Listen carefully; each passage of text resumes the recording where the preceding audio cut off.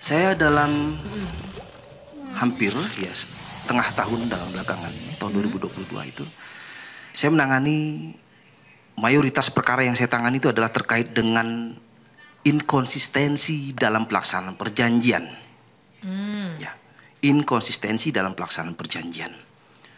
Perjanjian yang dimuat terhadap suatu objek perjanjian, salah satu pihak tidak konsisten dalam pelaksanaan perjanjiannya.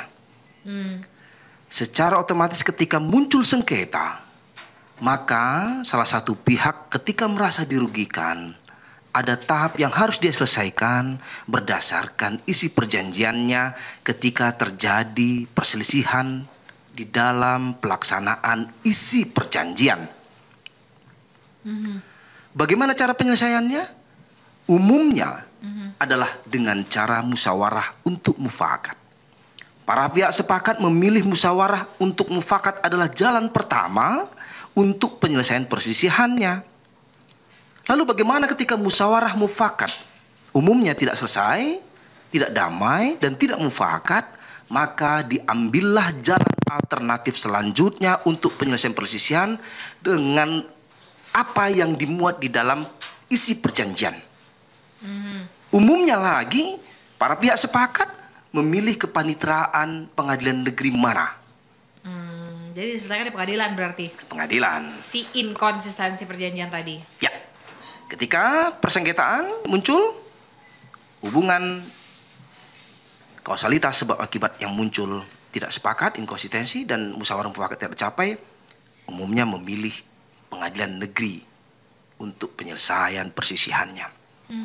Ketika objek perkaranya ada di Pekanbaru, perjanjian ditandatangani di Pekanbaru, para pihaknya berkedudukan, berdomisili, berbadan hukum di Pekanbaru, umumnya lagi memilih kepanitraan pengadilan negeri Pekanbaru untuk penyelesaian perselisihannya. Oke, baik. Ya. Jadi sesuai dengan di mana tempat perjanjiannya itu dilakukan ya? Umumnya begitu. Dan sebahagian besar kenapa muncul sengketa pengadilan, sengketa di dalam pelaksanaan isi perjanjian, lalu memilih pengadilan untuk penyelesaian perselisihannya adalah akibat ketidakpahaman terhadap isi perjanjian. Loh, kok bisa nggak paham mereka buat perjanjian tapi nggak paham isinya? Di tengah jalan baru muncul sengketa. Ketika haknya terabaikan, di dalam hatinya dia waktu pelaksanaan perjanjian pada tanda tangan perjanjian dia mengatakan dia akan mendapatkan A, B, C, D. Ternyata di dalam isi perjanjian tidak dimuat seperti A, B, C, D. Contoh, ketika klien kita memiliki satu hamparan tanah, membuat perjanjian dengan developer. Developer menjanjikan untuk menyediakan di dalam satu hamparan tanah itu adalah 10 unit rumah bagi si pemilik lahan, ya. Ketika sudah selesailah pembangunannya. Itu dari versi developer. Tapi bagi si pemilik lahan di dalam pikiran versinya itu adalah dia akan mendapatkan 10 unit ya tadi ya, 10 unit untuk seluruh hamparan tanahnya itu. Mau selesai ataupun tidak itu versi pembangunannya ini. Jadi ya. ada dua versi yang berbeda. Dua versi yang berbeda. Berarti isi perjanjiannya bias dong kalau gitu. Bias, kenapa? Ada dua nah versi. ini yang sering muncul ketika perjanjian tidak dibacakan secara detail. Harus dibacakan per kata. Ketika tidak dibacakan, ada penyalahgunaan keadaan di sana. Apalagi melibatkan notaris. Di dalam pembuatan akta perjanjiannya, notaris tidak membacakan isi perjanjiannya dan itu sudah termasuk pelanggaran kode etik bagi sang notaris ketika perjanjian tidak dibacakan oleh para pihak, terhadap para pihak, di hadapan para pihak, tidak menghadap. Itu pelanggaran ya? Pelanggaran kode etik. Kalau nggak dibacakan. Oknum notaris itu bisa disidangkan pelanggaran kode etik di Majelis Kehormatan Notaris. Jadi hukumnya wajib? Wajib hukumnya dibacakan. Siap. Di hadapan para pihak. Dan harus menghadap notaris. Tanda tangan, penandatanganan, ketika ada kwitansi yang diberikan dan lain-lain. Ini banyak oknum-oknum notaris yang memanfaatkan peluang ini untuk pro terhadap salah satu pihak, untuk memuluskan sebuah rencana jahat, apalagi salah satu pihaknya mohon maaf buta terhadap hukum. Yang kedua tidak bisa membaca. Lalu yang ketiga dia tidak membutuhkan tentang perjanjian itu. Lalu tidak tahu tentang betapa pentingnya perjanjian. Ketika perjanjian tanda tangani dia menganggap itu hanya sebatas formalitas. Yang dia bayangkan dia adalah mendapatkan haknya. Begitu.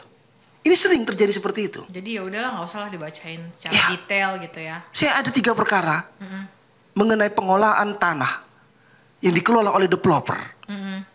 Sedang berjalan perkaranya semua itu.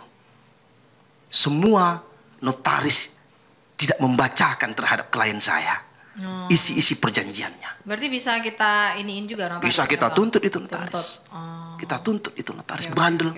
Bersamaan bekerja sama dengan oknum-oknum developer bandel yang bermodal dengkul dengan memanfaatkan orang-orang yang buta hukum tapi memiliki tanah, yang tidak paham tentang isi perjanjian, yang tidak tahu tentang betapa pentingnya kedudukan perjanjian. Dan akhirnya membuat terjadinya sengketa sekarang. Jadi muncul sengketa.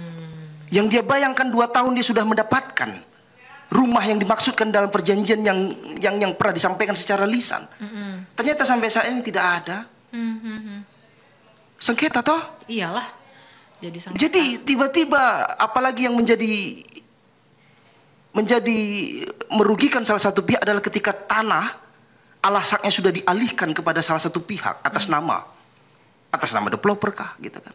Menjadi hak guna bangunan, menjadi SHM. Ini yang menjadi berbahaya terhadap salah satu pihak ketika tidak memahami terhadap isi perjanjian.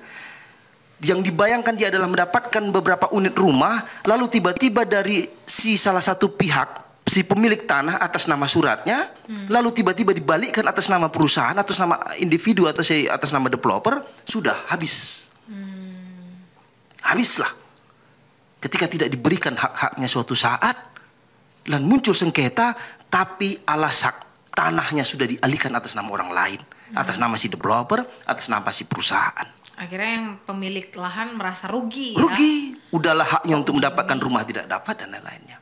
Muncullah sengketa. Di mana penyelesaiannya ketika musyawarah mufakat tidak tercapai? Umumnya tidak selesai sampai musyawarah. Berarti ke pengadilan. Larilah ke pengadilan untuk penyelesaiannya. Itu setelah dari pengadilan apa yang biasanya penyelesaiannya seperti apa? Ganti rugi kah atau gimana, Bang? Ya otomatis. Win-win solutionnya. Ya otomatis ketika salah satu pihak merasa dirugikan akibat dari hubungan akibat yang salah satu pihak itu ingin menuntut haknya, dia meminta untuk segera terkait dengan pelaksanaan si perjanjian. Atau yang kedua dia bisa memilih untuk seluruh apa-apa saja yang pernah diperjanjikan dianggap batal. Oh, membatalkan perjanjian berarti bisa membatalkan perjanjian dimohonkan kepada pengadilan, atau tetap pelaksanaan perjanjiannya dianggap ada, tapi hak-haknya diberikan berdasarkan isi-isi perjanjian. Oke. Itu umumnya. Tapi kalau kita lebih memilih batalkan saja perjanjian, karena perjanjian sudah berakhir. Apalagi perjanjian itu sudah berakhir, misalkan 2 tahun berakhirlah perjanjian, ya sudah dianggap sebuah perjanjian itu sudah berakhir, apalagi haknya belum tentu diberi. Di dalam tuntutan di pengadilan itu mintakan hak-haknya dan perjanjian dianggap batal. Ini untuk kasus yang Anda tangani ya? Ya, ada juga yang menganggap tidak pernah ada perjanjian mengenai hak-haknya pun tidak usah diberikan. Oke. Jadi mohon hati-hati ya kepada developer ya, atau kepada oknum-oknum developer bandel yang bermodal dengkul, mengurungkanlah niatnya untuk niat jahat. Apa yang Anda perbuat itu yang Anda akan tuai. Apa yang Anda tanam itu akan Anda merasakan hasilnya. Padi yang Anda tanam, maka akan padilah yang akan dapatkan. Ketika rumput-rumputlah yang akan dapatkan. Begitu ya. Lalu ketika ada niat jahat, jangan. Apalagi kepada orang-orang yang buta hukum, yang tidak paham hukum, tapi dia memiliki lahankah atau memiliki penguasaan terhadap tanah kah dan lain-lainnya. Berilah keberimbangan, berilah saling kepercayaan, dan yakin tidak ada niat jahat, tidak ada niat buruk terhadap pelaksanaan si perjanjiannya. Baik. Kadang dia memultitafsirkan isi-isi perjanjian, ya bahasanya ambigu. Sengaja itu dibuat seperti itu ketika salah satu pihak menuntut, ternyata inilah versi dari pelaksanaan perjanjian itu yang multitafsir kalimat-kalimat redaksi. Jadi tadi Bang Fadil sudah mengungkapkan ya, bahkan ini juga pengalaman pribadi beliau sebagai konsultan hukum, bagaimana perkara-perkara ini akhirnya diselesaikan di pengadilan karena memang nggak bisa buat secara musyawarah mufakat itu susah banget kayaknya ya. Betul. Jadi kadang kan kita memiliki ego masing-masing. Saya menyarankan segala persoalan persengketaan apapun itu, baik perkara perdata seluruhnya, ya, itu baiknya diselesaikan pada musyawarah mufakat. Kenapa? Dengan musyawarah mufakat, untuk mendapatkan mufakat itu, kebahagiaannya itu lebih terasa lebih baik ketimbang penyelesaian perselisihannya ada di pengadilan. Iya, lebih plong. Lebih lega, lebih terasa ada muncul kekeluargaannya kembali. Ketika sampai pengadilan, tahu sendiri bagaimana proses penyelesaian perkara di pengadilan. Lama, biaya besar, tersita pikiran tenaga, tidak sabar, biaya besar, Jess. Biaya besar. Oh, biaya gugatan kan sekarang sudah transparan, Pak. Ada gunakan iCourt. Kalau gunakan jasa pengacara, secara pembayaran sudah transparan. Tapi untuk ongkos perkara di pengadilan memanglah tidak besar. Tetapi biaya-biaya pengacara yang memahami tentang hukum acara di pengadilan, kalau seseorang memanfaatkan pengacara berarti ada biaya-biaya advokat, biaya-biaya jasa advokat. Jasa advokat ini tahu sendiri biayanya, ada uang operasional, ada honornya, kadang ada success fee, ada uang kuasa lagi. Banyak, ya? Jadi pengacara sumber duitnya dari sumber 4 item itu. Dan ini nggak mungkin dikategorikan yang kurang mampu karena jelas-jelas udah punya lahan. Umumnya ketika memanfaatkan jasa advokat, umumnya secara finansialnya dia mampu. Ada high cost, ada biaya besar. Apalagi persengketaannya adalah terkait dengan tanah. Oh Pak, kan ada PBH, Pusat Bantuan Hukum. Kan ada LBH, Lembaga Bantuan Hukum. Pusat Bantuan Hukum, Lembaga Bantuan Hukum itu tidak menangani perkara-perkara tanah agar biaya advokasinya gratis. Itu yang dikriteriakan di dalam amanah berdirinya Pusat Bantuan Hukum.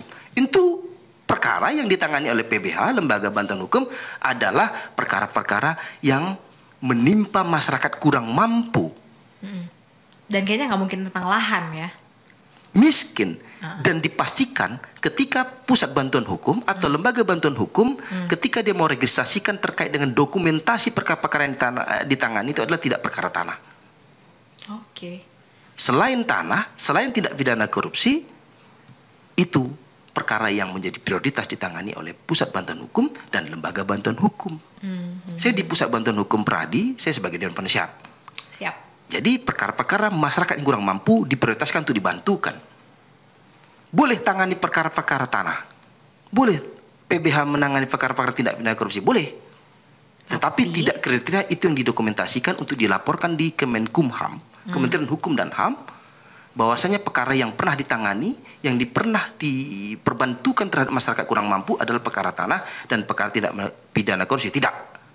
Selain itu, yang dapat dibuktikan bahwasanya dia adalah kurang mampu, apakah dari surat keterangan kelurahan, kecamatan menyatakan dia adalah kurang mampu, itu menjadi sebuah penanganan, menjadi sebuah prioritas yang dibantukan oleh Pusat Bantuan Hukum atau Lembaga Bantuan Hukum yang dapat dilaporkan ke Menkumham bahwasanya PBH telah membantu masyarakat kurang mampu. Nanti akan ada di pembantuan oleh pemerintah terhadap Pusat Bantuan Hukum. Ada targetnya kah kalian itu untuk membantu itu dari LBH atau PBH? Ketika sudah diakreditasi, ya, verifikasi bahwasanya Pusat Bantuan Hukum ini akan mendapatkan bantuan hukum dari Kementerian Hukum dan HAM. Ketika menangani perkara-perkara yang masyarakat dibuktikan kurang mampu, nanti akan ada bantuan dari pemerintah pusat. Mengenai target tidak ada. Mengenai maksimal di dalam penanganan perkara tidak ada. Tapi minimal ada. Ketika minimalnya sekian, akan mendapatkan bantuan sekian. Untuk verifikasi. Untuk verifikasi, ya. Jadi ketika Pusat Bantuan Hukum ini akan didaftarkan di Kemenkumham untuk mendapatkan bantuan dari pemerintah, ya, bantuan pendanaan dari pemerintah, harus ada minimal pernah menangani perkara sekian, harus ada advokatnya sekian orang, dan harus ada paralegalnya sekian orang, dan minimal sudah menjalankan tugas dan fungsinya sekian tahun, begitu. Dan bisa masyarakat kurang mampu ketika ada perkara-perkara yang sengketa terkait dengan perjanjian, bisa hubungi Pusat Bantuan Hukum. Ya, kalau Pradi, DPC Pradi Pekanbaru, yang Suara Advokat Indonesia bisa menghubungi kami pas seberang dari Bapenda Kota Pekanbaru, Jalan Teratai dekat Pengadilan Negeri, itu bisa memanfaatkan jasanya di sana gratis. Siap. Tapi masyarakat kurang mampu ya, jangan pura-pura nanti pada saat datang ke PBH naik sepeda kayu. Pas sidang rupanya naik mobil mewah, dia parkirkan jauh-jauh. Siap. Jadi yang poin penting ketika mau menantangani sebuah perjanjian, tak usah buru-buru. Cari advokat, cari konsultan hukum, cari legal auditor, cari auditor hukum, ya, perancang naskah hukum. Kebetulan saya kan perancang naskah hukum, auditor hukum, ya, dan mediator juga, yang bersertifikat. Ketika dibuktikan Anda memang benar-benar mediator, ini buktinya ada sertifikat keahlian. Jadi cek and recheck dulu ya. Cek dan recheck isi perjanjian itu, betul Jesse. Jadi jangan sampai menantangani tanpa cek dan recheck perjanjian itu. Kadang kecenderungannya malas nggak sih si pemilik lahan ini? Jadi ya udah cepat aja. Malas dan dia tidak mau tahu terhadap isi perjanjian. Padahal ketika ditandatangani maka seluruh apa yang dituangkan dalam sebuah perjanjian itu sudah menjadi produk hukum para pihak. Maka berlakulah undang-undangnya para pihak itu terhadap perjanjian itulah. Dia harus berlakukan itu. Mau apapun isinya. Ketika suatu saat muncul persengketaan akibat ketidaksesuaian di dalam pelaksanaan, tetapi itu ketidaksesuaian dalam pikiran, tetapi itu dituangkan dalam sebuah perjanjian, maka yang berlaku adalah di dalam perjanjiannya. Apa yang dibayangkan dengan apa yang dituangkan dalam sebuah perjanjian itu menjadi payung hukumnya. Begitu. Baik. Nah, ini yang harus hati-hati, yang saya sampaikan harus dibaca terlebih dahulu atau dicari konsultan hukum. Mohon dikoreksi terhadap isi perjanjiannya sebelum ada pelaksanaan perjanjian. Tapi nggak wajib, Bang. Kalau kita pemilik lahan mau kerjasama sama developer harus punya si konsultan hukum. Atau kalau untuk saat ini wajib hukumnya. Oh iya? Kenapa itu? Kenapa? Karena kebanyakan si pemilik lahan adalah orang yang dirugikan akibat dari pelaksanaan kerjasama dengan oknum-oknum developer bandel. Berarti banyak kasusnya di Pekanbaru ya? Di Pekanbaru, di daerah-daerah hampir merata itu banyak. Dan selalu pemilik lahan yang dirugikan. Sebagian besar si pemilik lahan yang dirugikan. Agar dia juga merasa dirugikan si developer akibat tidak konsisten pelaksanaan perjanjian, kita sebagai konsultan hukum, sebagai advokat memiliki cara agar dia juga mengalami kerugian. Oh ya, gimana tuh caranya? Kita buat cara-caranya, ada triknya. Ketika musyawarah mufakat tidak tercapai, yuk mohonkanlah selesaikan secara kekeluargaan.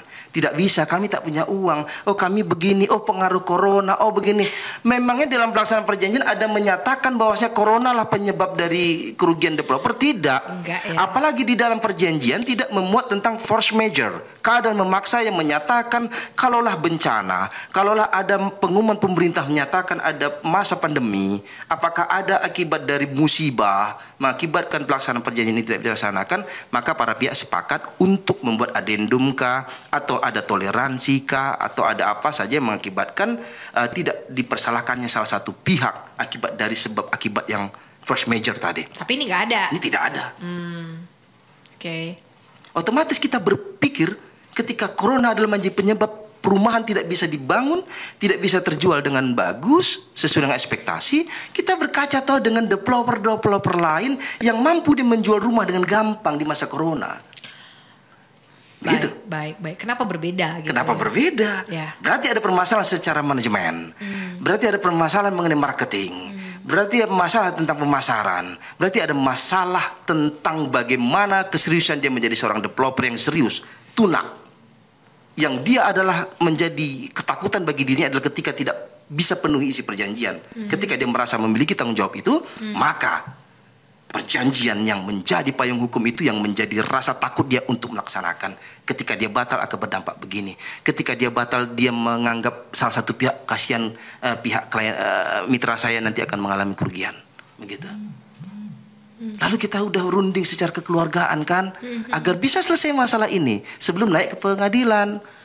Maka kita sampaikan apa mampunya. Oke, begini saja alternatifnya agar bisa mampu kita lanjutkan perjanjian ini. Apakah dengan memberikan sekian saja uang gitu sebagai bentuk pergantian tanpa mengurangi hak-haknya salah satu pihak, atau salah satu pihak meminta udah bangun 1 unit rumah, kan janjinya 4, 1 unit rumah serahkan, tidak. Atau kasih uang pengganti rumah sekian nominalnya, Nggak mau juga. 300-an juta lah paling begitu kan, tidak. Berarti modal dengkul, tak ada duit 300 juta, yang penting masalah bisa selesai. Kan mengurangi, kalaulah dari yang dia berikan bisa mengurangi dari pelaksanaan si perjanjian. Misalkan janjinya 4 rumah, kalau dibayar 300 juta jadi 3 rumah yang harus dia serahkan. Harusnya bisa. Harusnya bisa. Apalagi sudah terbangun sebagian rumah yang dia sudah jual. Berarti secara manajemen tidak bagus. Nah ini kita baca perjanjiannya. Ketika perjanjiannya ternyata melonggarkan developer untuk, gitu ya, melonggarkan untuk leluasa dia mau melanggar melanggar dari seyogyanya yang dipikirkan, gitu kan. Apalagi memunculkan multitafsir kalimat-kalimat ambigu. Ini yang menjadi persoalan, sering muncul sengketa di pengadilan ketika ada kalimat-kalimat multitafsir. Contoh, misal perjanjian akan berlaku sampai tidak waktu tertentu yang dapat ditentukan, gitu. Sementara perjanjian induknya menyatakan perjanjian hanya 36 bulan. Sudah terbangunlah 150 unit dan hak klien kita ada 30 unit perkara kita di salah satu daerah di Riau ini. Ternyata di tengah jalan muncul adendum, perjanjian perubahan yang menyatakan bahwasanya rumah tidak menjadi 30 unit lagi tapi 20 unit, dan luasan tanahnya berkurang sehingga mengakibatkan 20 unit dari 30 unit. Dan perjanjiannya dari awal 36 bulan ternyata dirubah menjadi hingga waktu yang tidak tertentu. Awalnya kita tahu adalah perjanjian itu ada 36 bulan, gitu kan. Dan mendapatkan 30 unit. Gitu. Apalagi perkara ini adalah memberikan kuasa kepada seseorang dari ahli waris misalkan. Ahli waris ada 12, diberikan kuasa kepada salah satu orang atau salah satu kakak beradiknya. Dan salah satu kakak beradik menerima kuasa mutlak, dan ahli waris tidak mengetahui terhadap perubahan-perubahan perjanjian. Yang terbayang oleh ahli waris yang lain itu adalah ketika 36 bulan kan sudah mendapatkan 30 unit rumah. Tapi ternyata tidak. Ternyata sampai sekarang sudah berjalan waktu 7 tahun, 1 batu bata, 1 paku pun tak dapat. Kasihan toh? Ya. Otomatis muncul sengketa. Ini sebagian besar ahli waris, mohon maaf, selagi tidak paham tentang hukum, selagi tidak tahu betapa pentingnya perjanjian, menganggap perjanjian ini adalah sebagai payung hukum, tidak pernah menganggap seperti itu, main teken. Muncul sengketa yang dia tahu adalah dalam pikiran awal mendapatkan sekian unit rumah setiap orang ahli waris. Otomatis dirugikan. Ya. Otomatis bingung. Otomatis bertanya bagaimana cara penyelesaian ini. Konsultasi ke orang, konsultasi ke pengacara, manfaatkan advokat. Advokat memiliki jalan untuk menyelesaikan masalah ini. Pertama, selesaikan secara kekeluargaan. Apakah disomasi? Enggak juga, tidak ada etikat baik. Ke pengadilan langsung? Lari ke kantor polisi kadang. Oh. Karena ada penipuan dan penggelapan dan pemalsuan atau apa dalil-dalilnya. Kemudian lari ke pengadilan negeri untuk penyelesaian perkaranya. Baru di sana gonjang-ganjing. Kenapa sampai pengadilan, Pak? Kan kita bisa selesaikan kemarin. Loh, kemana lu kemarin? Kemana pada saat somasi? Hilang gitu aja ya. Tapi bukan berarti sampai di pengadilan perkara itu akibat dari inkonsistensi perjanjian bukan berarti selesai. Tapi pada saat di tengah perjalanan persidangan bisa melakukan perdamaian. Oh ada yang begitu ya. Saat di pengadilan malah damai. Sebelum sampai putusan, pembacaan putusan oleh majelis hakim, masih diberikan peluang selebar-lebarnya untuk berdamai. Baik. Kenapa? Ada pertanyaan? Enggak, saya cuma ya berusaha mengerti. Jadi tetap diberikan peluang untuk berdamai. Pada saat sidang pertama pemeriksaan berkas-berkas, lalu diberikan kesempatan kepada para pihak untuk dimediasi yang disediakan hakim mediator atau mediator independen. Disitulah kesempatan berdamai. Di situ kesempatan untuk berdamai. Di situ untuk mencurahkan isi hati Karena ada orang yang independen memediasi perkara itu. Antara si pemilik lahan dan developer. Antara si pemilik lahan dan developer. Ini sebuah kasusnya ya. Ya sebenarnya kan banyak sengketa-sengketa lain, tidak hanya sekadar tentang developer dengan si pemilik lahan. Apakah pelaksanaan perjanjian jual beli barang, sewa menyewa. Jangan sepele tentang sewa menyewa sebuah unit rumah yang harganya 200.000 ya. Kalau di dalam pelaksanaan perjanjiannya mereka lempeng aja selama berapa tahun, tetapi ketika kelalaian yang dilakukan oleh si penyewa rumah lalu mengakibatkan rumah terbakar, lalu di dalam perjanjiannya tidak memuat segala bentuk kelalaian akibat kebakaran, rubuhnya rumah dan lain-lainnya, ya tidak menjadi tanggung jawab si penyewa. Anda pemilik lahan yang bertanggung jawab. Anda si pemilik rumah yang bertanggung jawab. Bisa saja karena tidak menyebutkan si pemilik rumah yang bertanggung jawab atau si penyewa di dalam perjanjian tidak menuangkan menjadi si yang bertanggung jawab terhadap kebakaran rumah, masih bisa disengketakan, multitafsir toh. Dalam perjanjian tidak tertuang itu kan? Iya. Tetapi masih multitafsir loh. Harusnya di dalam perdata siapa yang menyewakan, dia yang memanfaatkan, dia bertanggung jawab dalam KUH perdata. Tapi dalam perjanjian tidak ada, Pak. Muncul sengketa. Kita kan berkaca pada perjanjian. Iya. Muncul sengketa, larilah ke pengadilan untuk penyelesaian persisihannya. Rata-rata seperti itu ya. Rata-rata seperti itu, makanya detil. Membuat perjanjian. Kalau saya membuat perjanjian untuk kepentingan klien saya dari kata per kata saya ulang-ulang. Saya nggak cukup sehari, ketika sudah selesai, 2 hari sudah selesai, 3 hari, minggu depan diulang lagi. Sabar. Kadang klien butuh cepat, Pak. Tantangan harus hari ini mau ditandatangani, perjanjian sudah selesai dipelajari hari ini. Nanti kalau ada kerugian kamu menyalahkan saya. Lebih banyak lagi kerugiannya. Saya tunggu, nggak bisa Pak. Ini mau pelaksanaan perjanjiannya, mau duit nih kita nih Pak. Kepentingan duit atau muncul sengketa suatu saat akan muncul uang-uang besar dari bisa melebihi dari uang yang diperjanjikan. Kadang nggak sepele perjanjian itu. Oh cepat aja pokoknya. Cepat. Tahu-tahu pas sudah sengketa baru betapa pentingnya. Iya ya Pak ya. Ternyata perlu dipelajari. Sering begitu ya. Betul kata Bapak. Sekarang itu jangan main tanda tangan. Kenapa? Dengan main tanda tangan ternyata isi perjanjiannya adalah adendum yang menyatakan perubahan terhadap perjanjian yang sebelumnya dari misalkan 10 mendapatkan rumah menjadi 5. Kan kita dirugikan menteken. Ini akan cepat nih Pak, Bapak nanti dapat rumah nih setelah dari adendum ini gitu. Padahal isi perjanjiannya adalah perubahan dari hak kita. Tapi kita nggak sadar dan tanda tangan aja langsung. Main tanda tangan, apalagi kwitansi gitu kan. Apalagi jual beli motor dengan leasing, mobil dengan leasing. Kita kan menteken. Kenapa? Redaksi perjanjiannya tulisannya kecil-kecil, lembarannya banyak, timbal balik. Ya? Nggak tahu lah ya. Bagi orang yang tidak paham hukum, dia butuh cepat. Dia butuh sekali ingin cepat memiliki mobil, kendaraan, motor. Dia ingin cepat sekali memiliki uang yang dipinjamkan menggunakan hak tanggungan di bank-bank gitu kan. Menteken saja. Kadang notaris membacanya cepat-cepat saja. Kenapa? Mungkin karena udah puluhan tahun kali ya si notaris menjadi notaris, jadi membacakan perjanjian itu asal-asalan, cepat-cepat gitu. Notaris harus independen, tidak berpihak kepada salah satu bank, tidak berpihak kepada salah satu si nasabah. Harus berpihak di tengah. Bacakan Pak, ini begini ya. Ketika Bapak telat, sekian bunganya. Lalu ketika sekian tahun, sekian bulan Bapak telat, ini akan dilelang. Sampaikan. Bapak mendapatkan haknya ini ya. Bapak minjam uang 100 juta ya. Nanti Bapak nerima 75 juta loh Pak. Ya, 25 juta gimana? Iya menjadi milik bank. Loh, jadi 75 saya minjam 100? Iya. Dan angsurannya udah ada lagi bunga. Dan ketika telat ada bunga yang berjalan. Denda.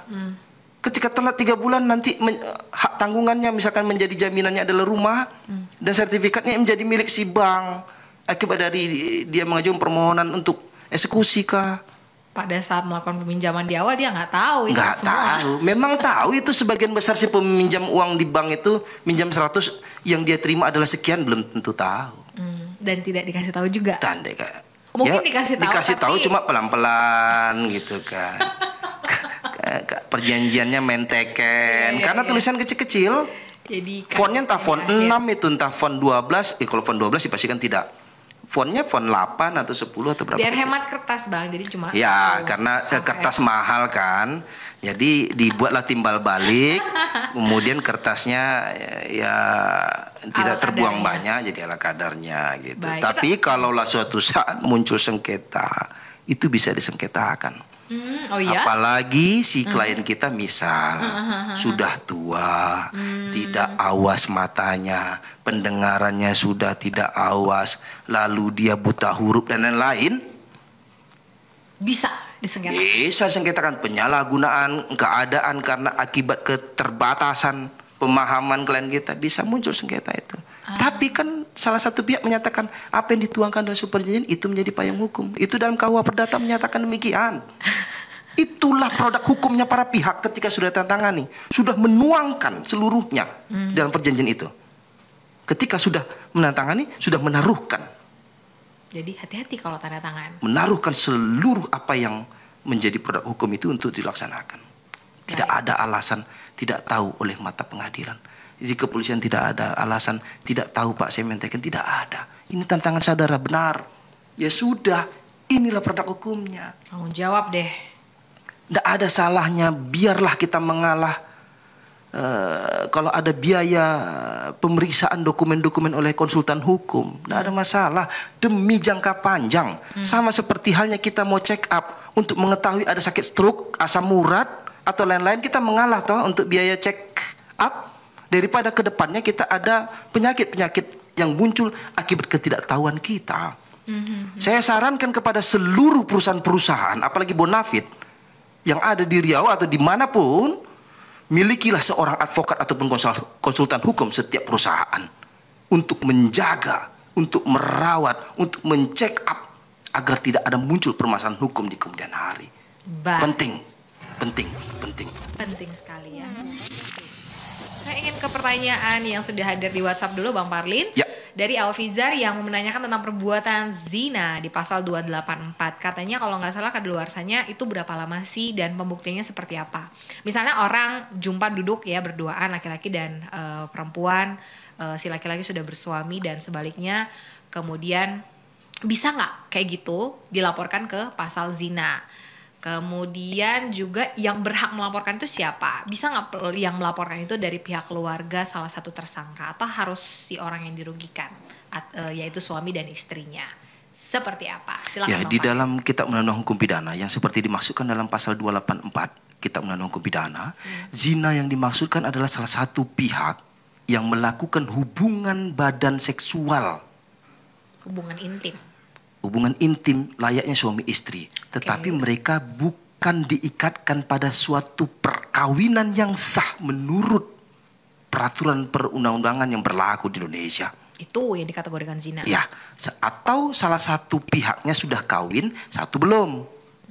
Atau dua-duanya sudah kawin tapi melakukan hubungan badan tapi tidak diikatkan pada sebuah perkawinan. Wait. Kalau misalnya dua-duanya belum kawin lalu melakukan hubungan intim berarti nggak zina dong? Ketika salah satu anggaplah si perempuannya belum kawin, ya, laki-laki. seorang perempuan belum kawin dan satu laki-laki sudah kawin melakukan hubungan badan seksual layaknya seperti suami istri tapi tidak diikatkan pada sebuah perkawinan yang sah menurut peraturan perundangan, maka itu zina seperti ini dimasukkan pasal 284 Kitab Undang-Undang Hukum Pidana. Kalau dua-duanya belum kawin, Kalaulah kedua-duanya belum kawin, sama-sama mau. seperti yang dimasukkan dalam KUHP tidak seperti itu. Oh. Jadi tidak bisa dipidana seperti yang dimasukkan dalam Kitab Undang-Undang Hukum Pidana bagi pasangan yang kedua-duanya belum kawin.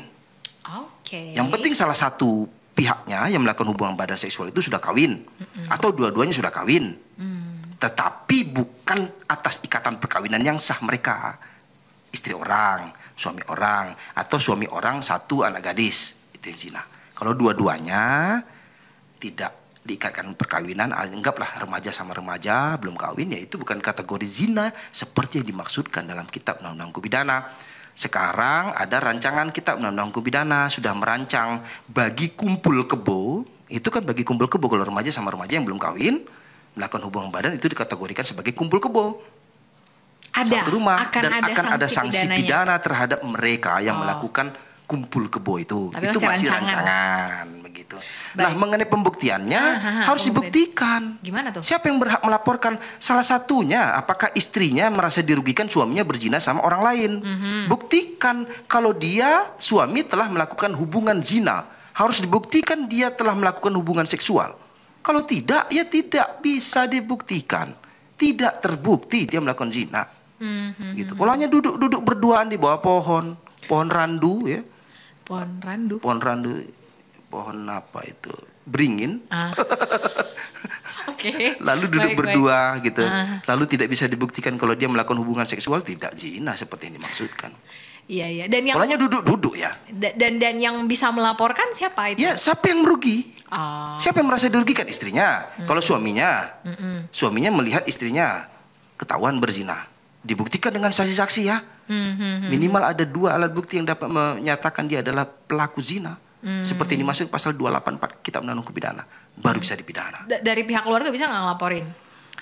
Keluarganya si istri yang merasa dirugikan atau keluarga suami yang merasa dirugikan? Ya baiknya sih yang merasa dirugikan secara langsung. Langsung. Dan itu ketika memang terbukti dia melakukan zina, bisa sebagai syarat untuk mengajukan gugatan perceraian atau cerai talak di pengadilan. Kalau Islam pengadilan agama, gitu. Oke, semoga bisa terbuka pertanyaannya Bang Alfizar. Kita Ya. lanjutkan dengan topik awal kita ya, Mas, Ya. tentang perjanjian tadi. Ya, perjanjian ini betapa pentingnya. Janganlah sampai muncul persengketaan di dalam pelaksanaan perjanjian. Konsistenlah, tidak inkonsisten. Harus konsisten. Kenapa? Ketika sudah ditantangani, maka itulah menjadi sebuah produk hukumnya para pihak dan harus berdasarkan itikat baik di dalam pelaksanaan perjanjian. Karena perjanjian ditantangani adalah berlandaskan itikat baik. Ketika muncul sengketa sampai ke pengadilan tidak selesai musyawarah mufakat, pengadilan menyelesaikan perkara terkait dengan pelaksanaan perjanjian itu, hakim berkaca kepada itikat baik. Siapa yang tidak beritikat baik dalam pelaksanaan perjanjian, maka itu yang dapat dipersalahkan oleh majelis hakim. Maka dia yang harus mengganti rugi terhadap salah satu pihak yang merasa dirugikan akibat dari inkonsistensi di dalam pelaksanaan perjanjian. Itu pesan saya. Penyelesaian ketika ada pelaksanaan perjanjian yang tidak sesuai, selesaikan terlebih dahulu secara musyawarah, karena musyawarah untuk kepentingan mufakat itu akan lebih baik. Dan agar terhindar dari permasalahan-permasalahan hukum akibat dari tidak konsisten dalam pelaksanaan perjanjian, laksanakan perjanjian itu dengan penuh tanggung jawab dan beritikat baik.